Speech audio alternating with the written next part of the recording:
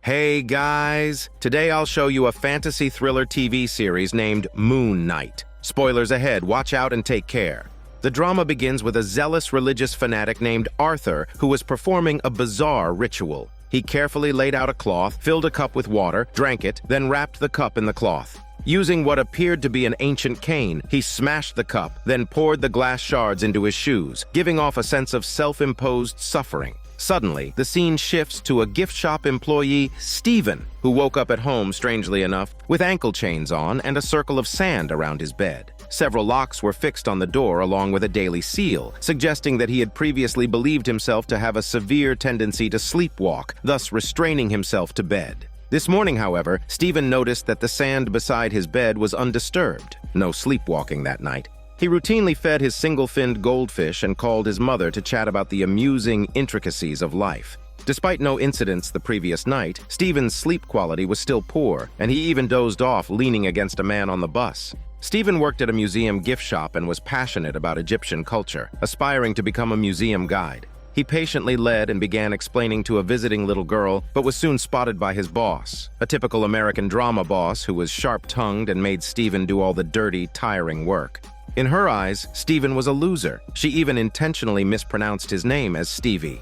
At that moment, a stylish woman, also a guide, approached Stephen and flirted with him, reminding him of their planned dinner date at a fancy steakhouse the next evening. Stephen was flabbergasted, repeatedly confirming how he managed to secure a date with such a beauty, hardly believing his own eloquence.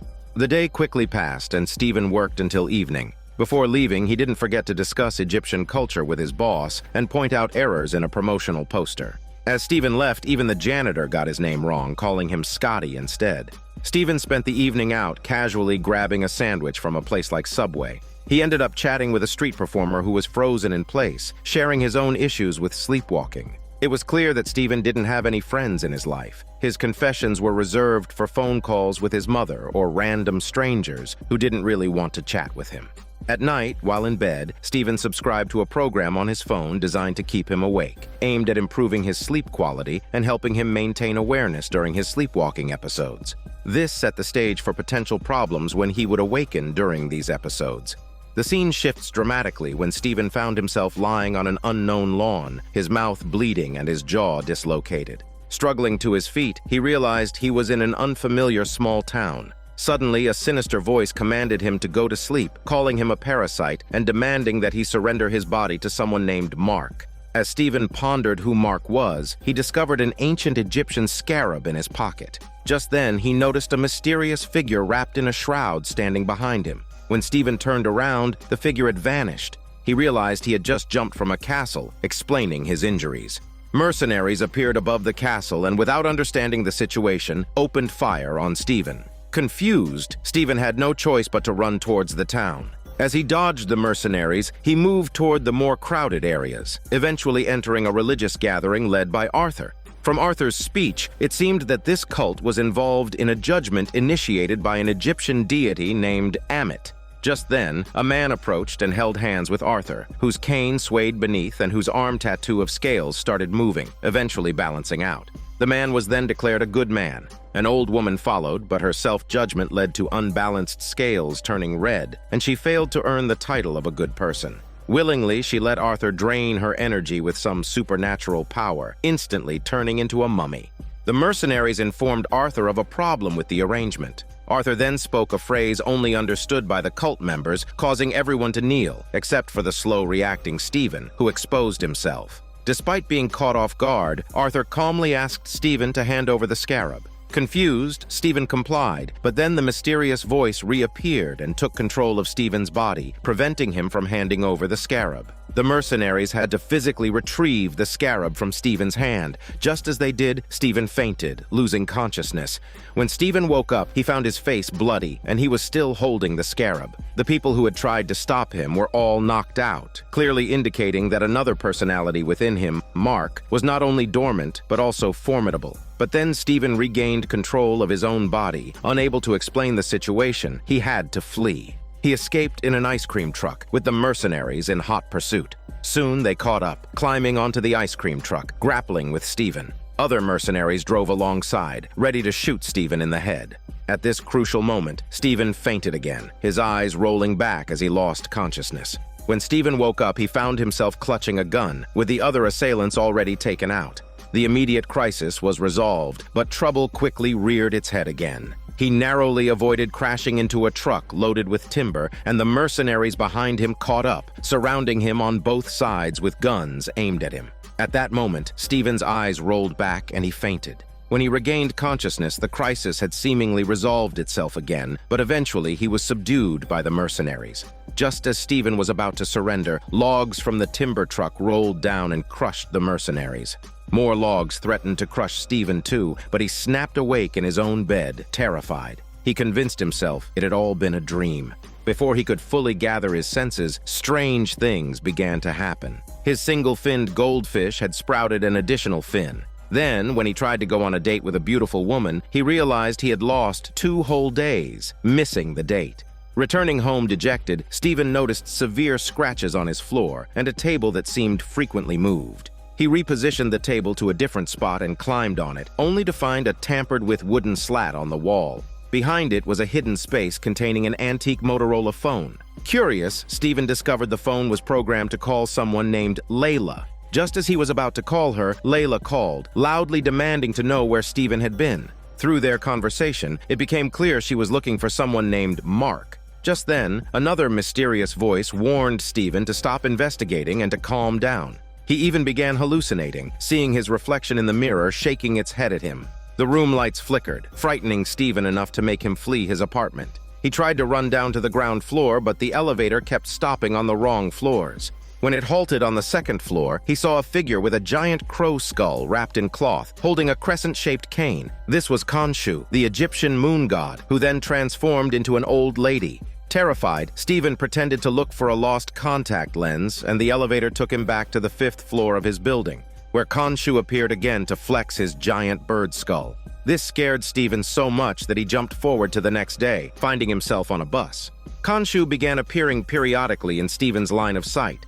When Steven got off the bus, he realized he had been followed by Arthur to a museum. Inside, Steven tried to alert the security, only to find out that most of the museum staff were members of Arthur's cult. It turned out that the sacred scarab they were after was the same one missing from the museum's Ammit stone pillar. Ammit was considered a monster worldwide, but to Arthur, Ammit was a deity. Then, under the guise of revealing the truth, Arthur subjected Steven to the Ammit judgment, which left even Arthur in disbelief as the scales on his arm failed to settle. Astonished, he let Steven go. Despite encountering a series of bizarre events, Steven managed to work until evening. As he was leaving work, he heard a dog barking inside the Egyptian exhibit and went to investigate, only to find a creature resembling Anubis, the Egyptian wolf-headed god. Panicked, Steven ran into the bathroom and locked himself in, but the creature was close to breaking in. At that moment, the mysterious voice spoke again. This time, Steven saw his another personality, Mark, in the mirror. Mark, serious yet comforting, urged Steven to relinquish control of his body, warning that otherwise everyone would die. Eventually, Steven chose to trust what he still struggled to believe to be a hallucination. Just then, Steven was wrapped in white bandages, and as the transformation completed, the jackal-like creature charged at him. But now, transformed and looking like a figure in a white bat-like battlesuit, Steven decisively defeated the monster in the bathroom, with beating and howling filling the room. The scene shifts to Steven waking up from the howling, jumping out of bed, only to realize his feet are shackled with chains. He doesn't get far before he crashes down face first. Later, as if nothing happened, Steven shows up at the museum. He thought the restroom incident was just a dream, but finds the restroom area closed off, supposedly due to a burst water pipe. When security decides to check the surveillance footage, Steven, being on good terms with the guard, joins in. He warns the guard that he might see something utterly bizarre. As they watch, they only see Steven, alone and panicked, the jackal nowhere in sight. Steven then runs into the restroom and upon exiting, glances at the camera, now in Mark's persona. The museum's restroom sustains some damage, but instead of pressing charges, the museum decides to fire Steven. Now jobless and down on his luck, Steven goes to the square and strikes up a conversation with a street performer who portrays a living statue and is forced to listen to Steven's endless complaints. Stephen then recalls a mysterious key with the letter J back at his apartment, which indicates there is another person unknown living in this apartment. It leads him to a storage facility. At the fifth location he tries, the guard recognizes him and remembers his unit, number 43. Stephen enters the storage unit, finds a QR code on the door, which redirects to Marvel's official website for Moon Knight comics. After opening the lock and entering the room, he found the unit is Spartan inside, a single bed and military-grade gear. On the bedside table is a black bag begging to be opened. Inside, Stephen finds a surprising amount of cash. More shocking is a handgun and an American passport with the name Mark instead of Stephen. Next, Stephen discovers a scarab beetle. So the bizarre events in a mysterious small town with mercenaries were real. Pressing a button on the beetle, it flies up and hovers, spinning like a compass, seemingly pointing somewhere. Suddenly, Mark appears in the mirror, advising Stephen to sleep and let him handle things. Stephen, curious and frustrated, wants to understand what's happening. Mark reveals only part of the truth. He serves the Egyptian moon god Khonshu and is an avatar capable of transforming into the servant of the moon god called Moon Knight, whose mission is to fight evil and defend all those traveling at night. Stephen, skeptical, thinks it's absurd. He had only eaten a steak, after all, having been a vegetarian before becoming Mark. Mark continues persuading, but Stephen, overwhelmed, decides to turn in the bag of incriminating items to the police and confess. True to his word, he grabs the bag and runs out. The film pays homage to classic horror with a hallway light flickering off, and Khonshu suddenly closes in on Stephen, who runs into a corner in terror and bumps into someone named Layla, who the Motorola phone had connected to previously. Layla used the phone to locate Stephen. Despite the chaos, Layla still believes Stephen is Mark and escorts him away from the scene. During their bike ride, Layla kept asking Stephen why he hadn't sent her any messages, expressing her deep worry. This highlights that Mark had not disclosed to Layla the presence of Stephen, another personality within him. And why was Layla so concerned? Because she turns out to be Mark's wife. This sudden realization of having a wife must have significantly improved Stephen's impression of Mark. However, Stephen's strange accent and his pretense of ignorance frustrated Layla. Stephen pleaded with her to take him back to the apartment, promising to explain everything. When they arrived, it seemed like Layla's first visit, suggesting Mark might have another residence, possibly in America.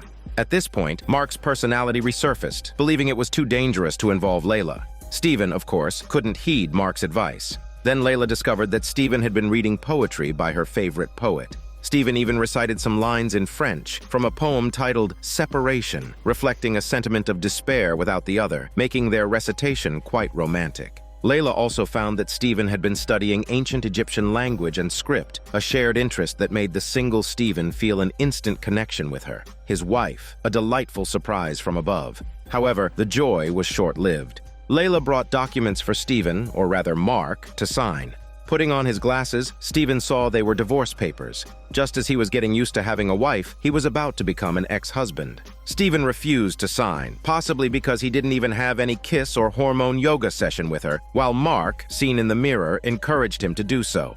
As Stephen was about to show Layla the contents of the bag, Mark warned that it could bring danger upon Layla. Stephen had to stop, but it was too late. Layla pushed Stephen aside, opened the bag, and was shocked to find the scarab beetle. She began to believe that Stephen was not Mark, reminding him of their past adventures in Egypt. The scarab beetle, which once guided them to the tomb of Ammit where they had fought, was a key piece of their history. Just then, 2 police officers came to investigate. Stephen had to answer the door but didn't want to let them in. Unfortunately, he couldn't prevent the male officer from politely barging in. By this time, Layla had already fled with the scarab beetle. The officers discovered an American passport in Stephen's black bag with the name Mark on it. They decided to take him in for questioning. In the car, the officers investigated Mark's background. He was a mercenary who had attacked an archaeological site in Egypt and killed the archaeologists there. Stephen insisted he wasn't responsible, blaming the actions on Mark, which only deepened his disdain for Mark. Later, Stephen was taken to a mysterious, run-down factory-like place. The detective's arm bore a tattoo of a crocodile scale, confirming his affiliation with Arthur's Ammit cult. There, Arthur warmly welcomed Stephen and seemed to know a great deal about the moon god Khonshu, even predicting what Khonshu would say without having seen him. Arthur's familiarity with Khonshu quickly won Stephen's trust. Perhaps with Arthur, Stephen could uncover more truths. Despite Khonshu's attempts to interrupt their conversation, without Mark controlling the body, Khonshu was powerless. Then Arthur gave a tour guide-like introduction of his utopian community. The residents were all loyal followers who had passed judgment and chosen to stay. The community was self-sufficient and outwardly peaceful.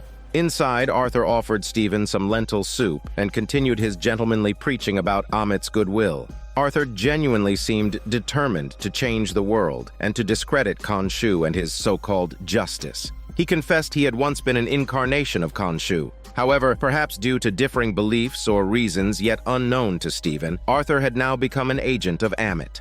Here comes the crux. There's no such thing as free lentil soup. Arthur needed Stephen to hand over the scarab beetle to locate Amit's tomb and liberate Amit.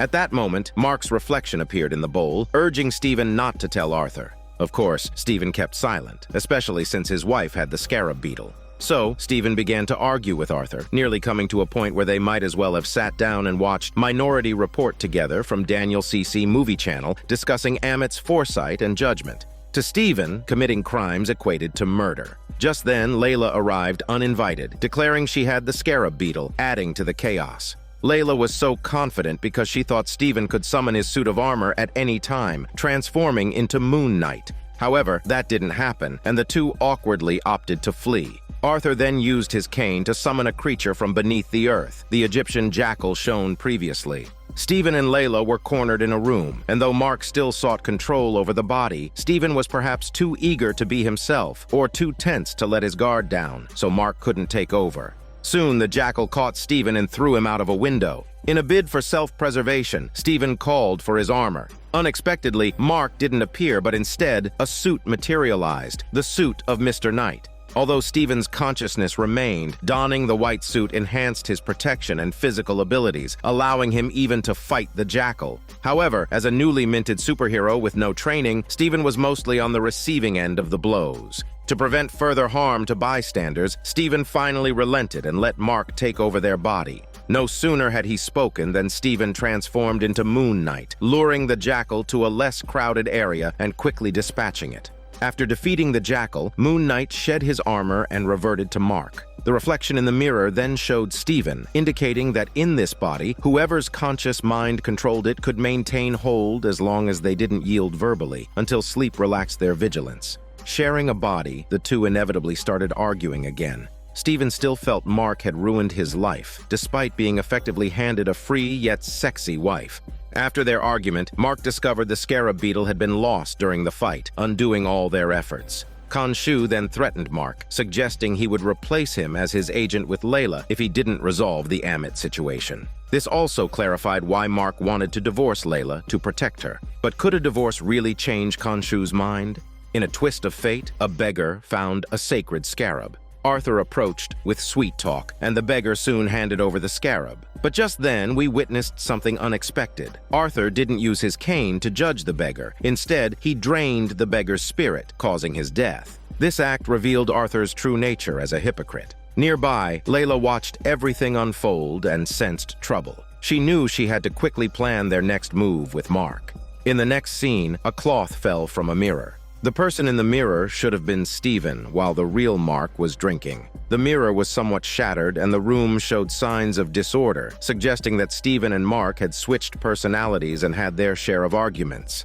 Mark then moved to the window and pulled aside the curtain. The view of the pyramid signaled the start of an Egyptian adventure. Afterward, Layla was sharing her previous adventures with Mark. During this time, she spoke to a lady who was helping her forge an Egyptian passport. This scene revealed several key points. The lady knew not only Layla, but also her father, who had helped Layla obtain a fake passport 10 years ago when she was just a girl, traveling to Egypt for archaeological digs with her father. Another point was that Layla's father had passed away, a man who deeply loved her. It seems he died in an archaeological accident in Egypt. Later, Arthur and his team used the scarab to find the exact location of the tomb of Amit. Upon discovering this, his followers were overjoyed. At the same time, they learned that Mark was also in Cairo tracking Arthur.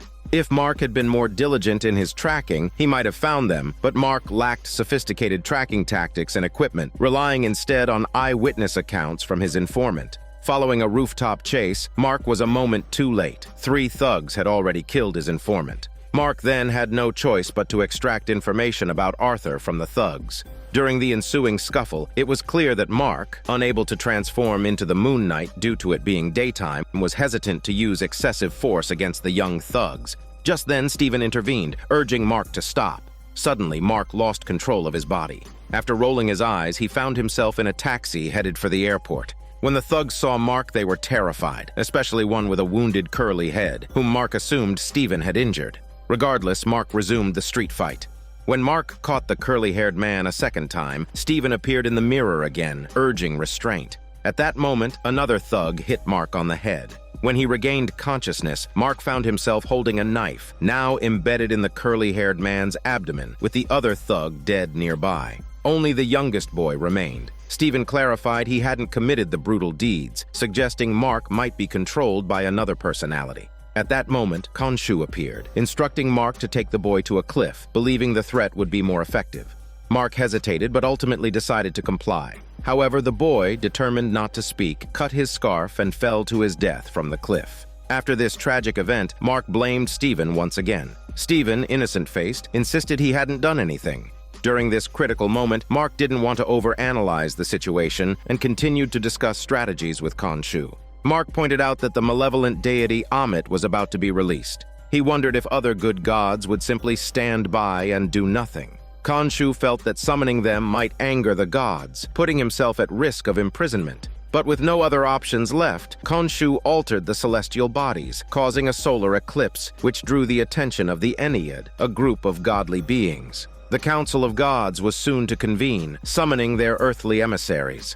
Meanwhile, Arthur's team, excavating using primitive tools, also observed the solar eclipse. Arthur knew what ceremony was next and that he too would be summoned.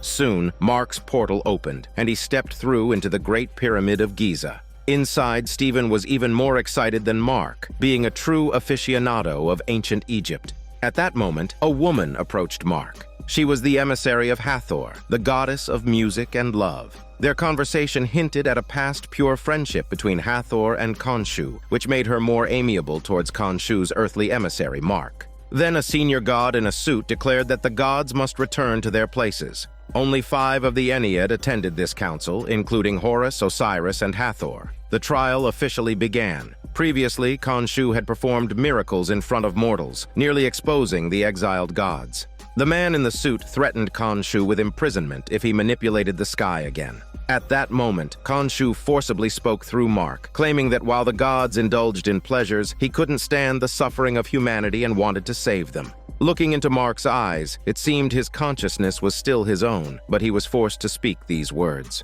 The casual man explained that they were abandoned and forgotten by humanity. Now, all they could do was observe and not intervene, much like the Watcher from What If. He mused whether the gods knew the Watcher, suggesting they could be friends, as the Watcher was quite lonely. The gods then demanded Khonshu reveal his purpose for summoning them. He accused Arthur of planning to release Amit, a malevolent deity whose release could destroy other gods. This claim was taken seriously. Consequently, Arthur was summoned, but he had prepared a robust defense, claiming he was merely a tourist in Egypt. He challenged them if he looked like a villain, but the gods were not certain. Arthur then turned the tables and accused his former master Khonshu of mistreatment, which made him unwilling to continue as Khonshu's emissary on Earth. He also claimed that Khonshu was mentally unstable, just like his emissary, who was also unsure whether he was Mark or Steven. Caught by Arthur's provocation, Khonshu was about to punch him, but was magically stopped by the man in the suit. Arthur pursued this, stating Khonshu's emissary was enduring extreme pain, and he himself did not wish to be Khonshu's agent. Thus, the gods allowed Mark to speak out. Indeed, Mark expressed how painful it was to be controlled by the giant bird skull, but he also emphasized that Arthur was certainly no saint and posed a real danger. However, the gods, especially the man in the suit, seemed unwilling to believe this and appeared to forego any real investigation. The trial ended inconclusively. There might be a traitor among the gods, like the man in the suit. Otherwise, their judgment is indeed questionable. Fortunately, the emissary of Hathor believed Mark's words. She directed him to seek Senfu's sarcophagus, which would lead to the location of Amit's tomb. Just then, Layla found Mark at the market in Cairo. Mark had no leads on Senfu's sarcophagus, but Layla did. She knew a collector who owned it. As they headed to his place, they continued their unfinished romance from before. Soon they reached the collector's domain, pretending to be a honeymoon couple eager to purchase the sarcophagus. Layla seemed to have a deep connection with the collector, recognizing each other, which allowed them quick access to the sarcophagus.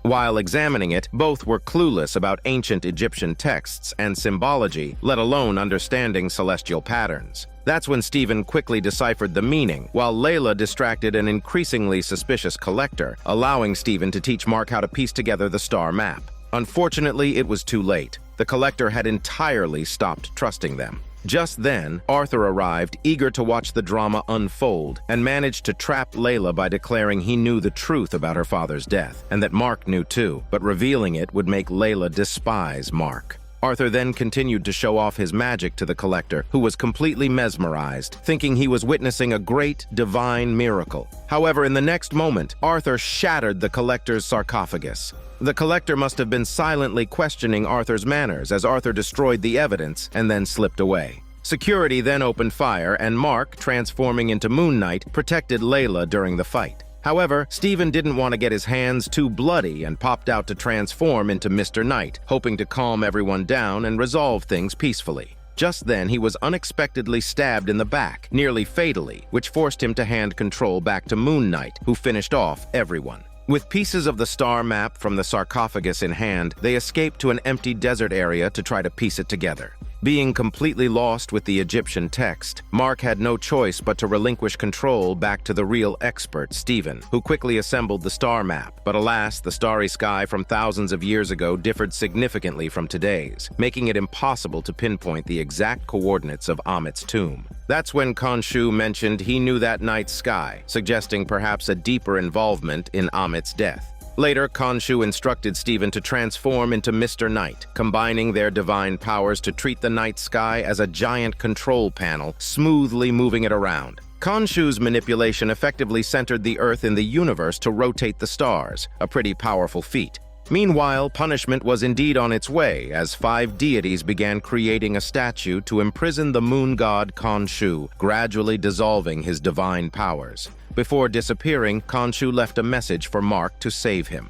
Fortunately, Layla finally obtained the precise coordinates of Amit's tomb. On the other side, Arthur was escorted back to the Pyramid Palace by the man in the suit, who allowed Arthur the privilege of conversing with the imprisoned Khonshu, making it seem almost like visiting someone in jail. Once the man in the suit left, Arthur began taunting his former master, getting emotionally moved by his own words. Arthur vowed to accomplish what even Khonshu couldn't, emphasizing that the pain Khonshu once caused him had shaped who he was today. At the start of episode 4, Osiris places Khonshu, a mummy wrapped in sealed bandages resembling a toy figure, into a room where many other Egyptian deities are also sealed in this room. Meanwhile, Stephen, who has lost his superpowers, is still unconscious. A hired car arrives intending to kidnap him. Interestingly, they're too lazy to even get out of the car to check inside the other vehicle, simply assuming it's empty and then driving off. They then notice Stephen lying on the sand.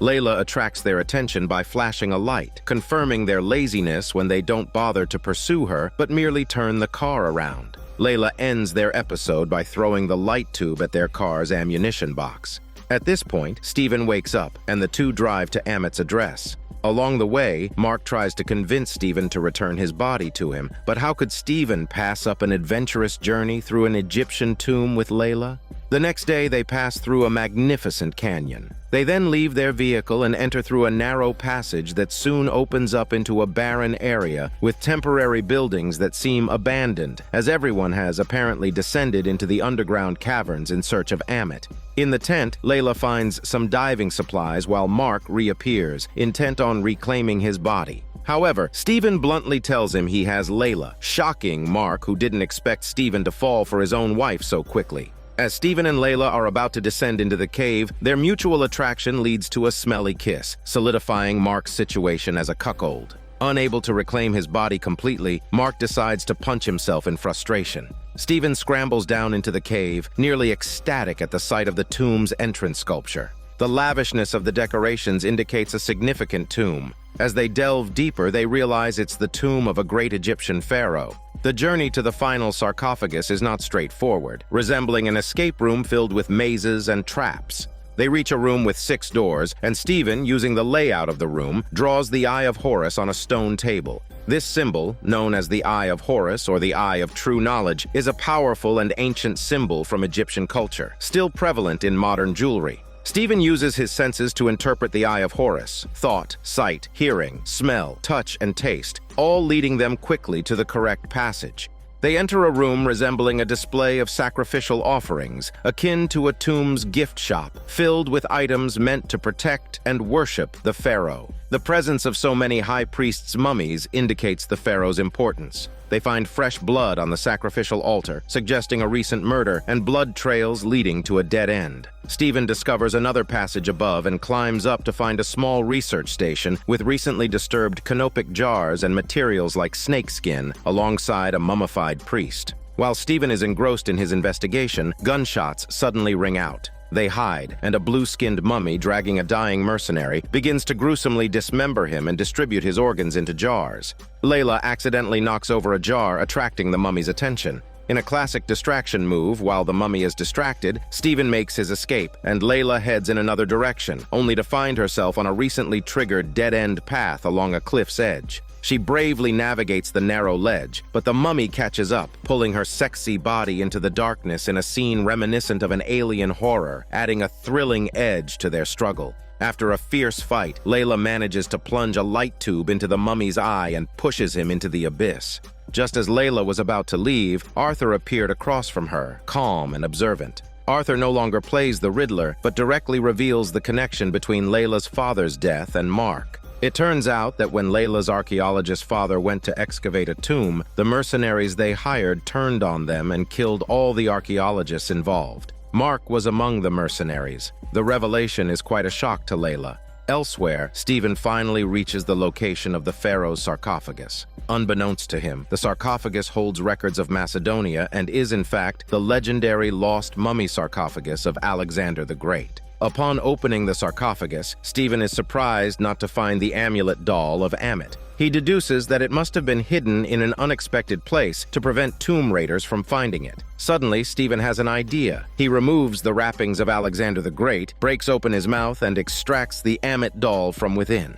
At that moment, Layla also arrives at the sarcophagus room, but is overwhelmed by the truth of her father's death and insists on confronting Mark. Stephen, unable to handle the situation, leaves to find Mark. Mark explains that he didn't kill Layla's father, but admits he was there and had tried to save the archaeologists, but failed. His own colleagues turned their guns on him, and he was supposed to die that day but did not and became the Moon Knight instead. However, Layla is furious and cannot forgive Mark immediately, believing that Mark had let the murderer into their team. It was because of her father's death that Mark sought out Layla, intending to reveal the truth, but he never did, and instead hid the truth while dating Layla, which deeply hurt her.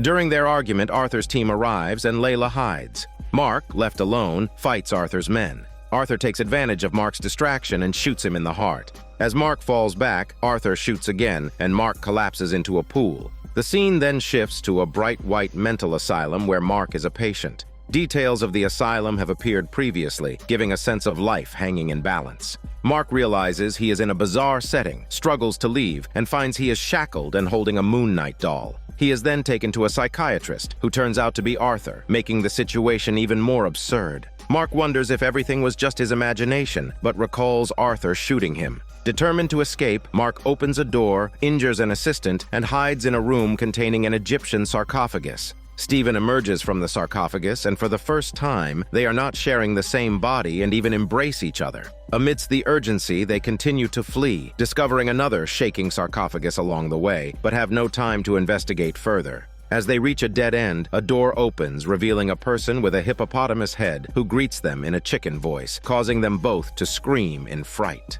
In this drama, Mark likely suffers from dissociative identity disorder, and he believes he's receiving constant treatments from a mental hospital. The hospital represents his self-perception, a construct of his dying mind in Egyptian mythology. At the moment of death, each person builds a subconscious edifice where the hippopotamus goddess greets them and explains everything. Mark, aware of his multiple personalities and likening himself to a psychiatric patient, imagines himself in a psychiatric hospital as he nears death. This setting materializes, populated with people and objects from his life. For example, the swaying hallway of the psychiatric hospital is not just unstable, it's on Duat's boat, indicating that the corridor is actually inside the boat, the underworld. Lastly, as mentioned, the hippopotamus symbolizes protection and rebirth, a fitting guardian in the mythological underworld. Why does Mark keep jumping between different scenes? Mark's memories are like a carousel, with his deepest memories at the very bottom. At the hospital, his conversation with his doctor, Dr. Arthur, happens on the second to last level, while the underworld, or Duat, is on the third to last level.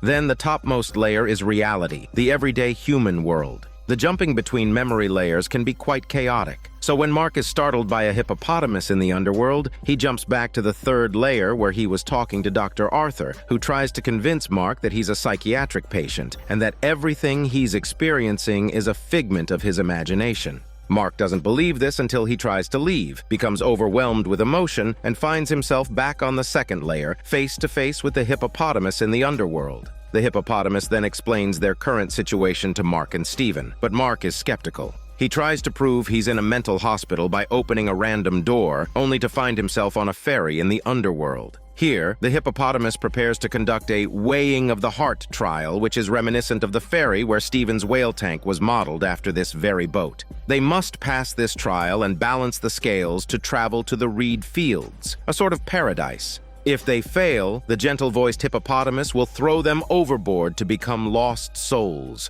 The hippopotamus then takes out their hearts, thankfully bloodless to avoid gore, and places them on one side of the scales of justice with a feather on the other side. As the journey continues and the scales keep tipping, Mark is fed up with these ghost stories and plots to kill the hippopotamus, steal the Tesla boat, and escape without batteries. However, his naive plans are quickly dissuaded by Steven. The hippopotamus reminds them that their hearts are not whole, suggesting that understanding and facing their past might help. So they return to the mental hospital corridor inside the ferry, where Mark becomes visibly nervous, reluctant to let Steven see his memories. But Steven's curiosity only grows as they pass rooms, each holding pivotal memories. At one point, Steven notices Mark standing by the roadside in one memory, where a QR code once again promotes the Moon Knight comics. As Mark continues to dismiss this street memory, they hear a young boy crying for help. Steven rushes to follow the sound and opens a door to find all the people Mark has eliminated in the name of justice, frozen like zombies. As Mark reveals these individuals he had killed, the scales seem to sway less violently. Just then, a mysterious young boy appears and runs off. Steven chases after him, with Mark trying to stop him, but Steven's desire to uncover the truth only grows stronger. He follows the boy into another room, locking Mark outside, and discovers his own parents and learns that the boy, Randall, had an older brother, Mark himself. In this memory, Randall draws a goldfish without fins, reminiscent of the one as shown earlier. Young Mark then takes Randall on an adventure in the woods, which tragically begins their ordeal. As they play, Steven steps on a bird's skeleton, identical to one seen earlier. Rain begins to fall, and as the rain intensifies, the cave they're sheltering in turns into a reservoir. Their way back gets flooded, trapping Randall inside, leading to the tragedy that Randall would forever remain in that cave. Mark had been searching for Steven all along the corridor. He knew in his heart where Steven would be, at the tragic memory of Randall's funeral. As Mark entered the scene of the funeral in his memory, he saw Steven and tried to persuade him to leave. But how could he? Just then, young Mark came downstairs, only to be harshly scolded by his grieving and angry mother, who blamed him for Randall's death. Following this, a shaken Steven went upstairs with the distressed young Mark, transitioning into another painful memory. It was young Mark's birthday, celebrated only with his father as his mother was absent. Up another floor, young Mark was eating while his drunken mother rambled, accusing him of always being jealous of his brother and thus causing Randall's death.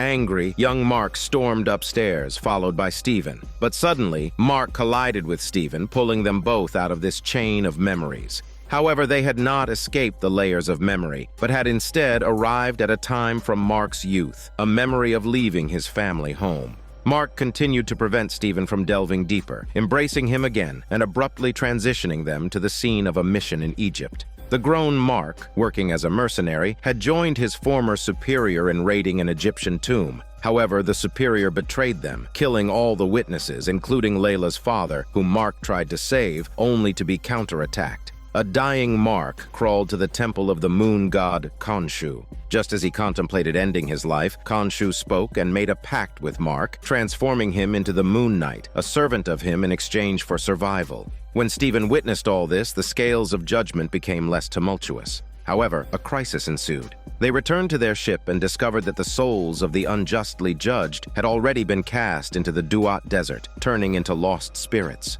Mark quickly realized that Arthur was behind this, suspecting that the deity Amit might have been resurrected. Stephen asked the hippopotamus to take them back to the living world, but as a mere ferryman, the hippopotamus lacked the power to resurrect. Even if it could send them back, their bodies on Earth would remain lifeless.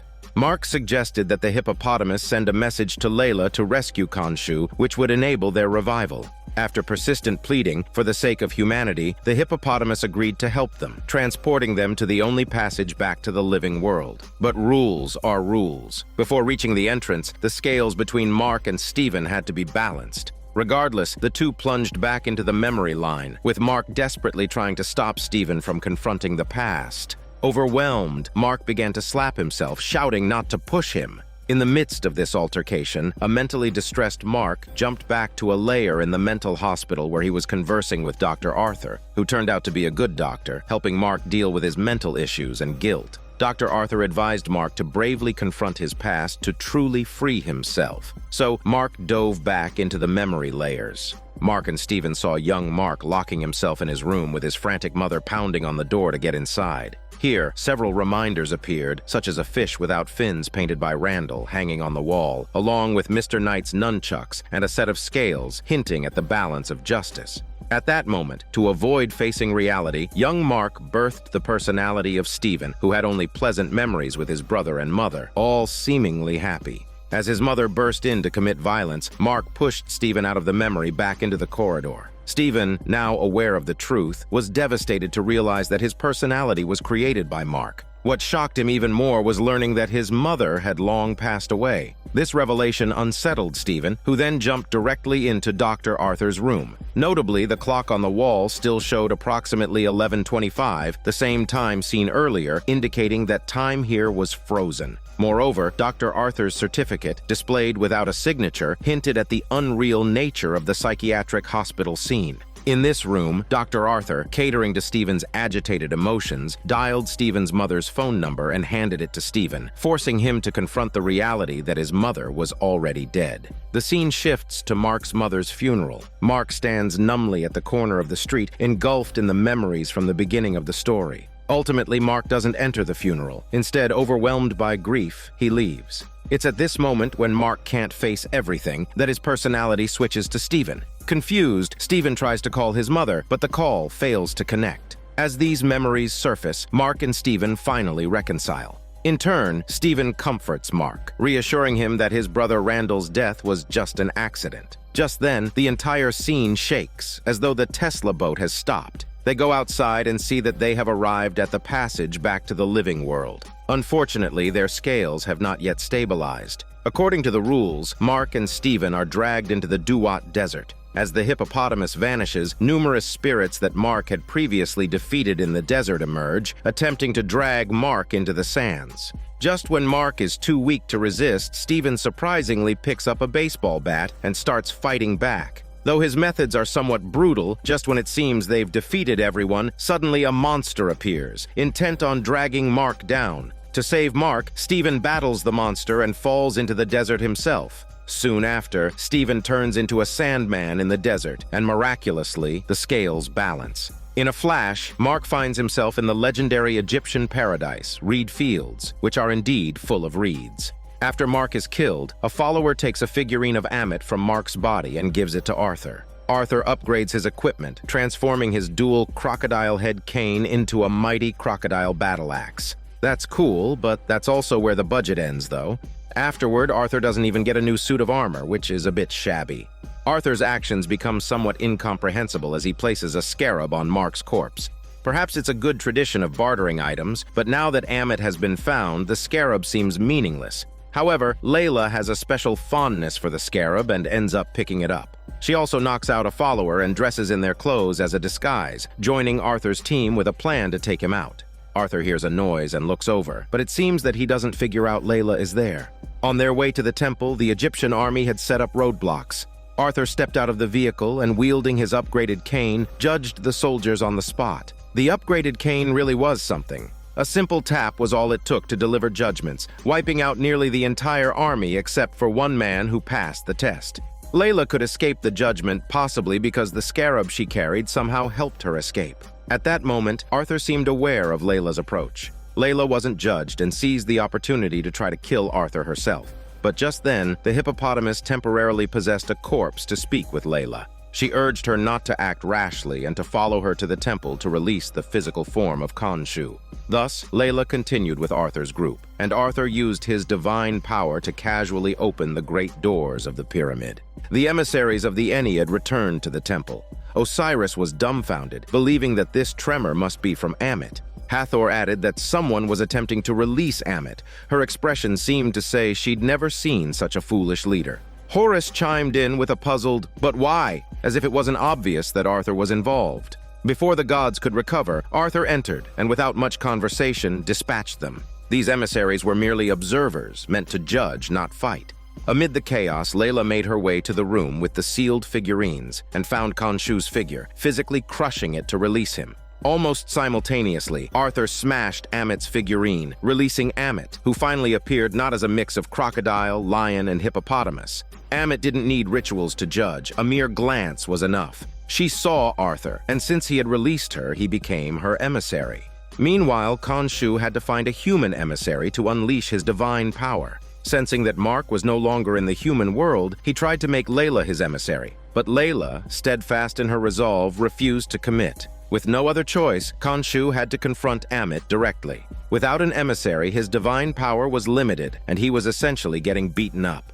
Back in the reed fields, Mark experienced unprecedented peace. Just as the hippopotamus was about to introduce him to this treasure, Mark refused to leave Stephen frozen in the underworld desert. Determined, Mark ran back to the desert, found the frozen Stephen, and confessed his willingness to live or die with him. As Mark too began to freeze, he completed his declaration of love, placing his heart in Stephen's hands. Both were frozen solid. Then, perhaps due to Osiris opening the door or someone else triggering it, the door sensed their presence and opened. The light illuminated Mark and Stephen, holding the heart, and they were thawed. A sandstorm swirled up, but the hippopotamus shielded the brothers with her boat, allowing them to enter the gate of rebirth. Thus, Mark and Stephen were both revived. Khonshu, who had been severely beaten, sensed Mark's resurrection and quickly fled the scene. Meanwhile, Mark physically expelled 2 bullets and transformed back into Moon Knight. As the sun rose, Moon Knight and Khonshu basked in the sunlight, allowing Moon Knight the power to transform during the day.